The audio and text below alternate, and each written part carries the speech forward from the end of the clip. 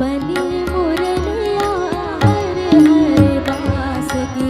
बनी मुरलिया हरे हरे बास की बनी मुरलिया मरम मरम को छुए अंगुरिया मरम मरम को छुए अंगुरिया चंचल चतुर अंगुरिया जिस पर चंचल चतुर अंगुरिया जिस पर होठ मुरलिया बाजे मुरलिया बाजे रे मुरलिया बाजे रे मुरलिया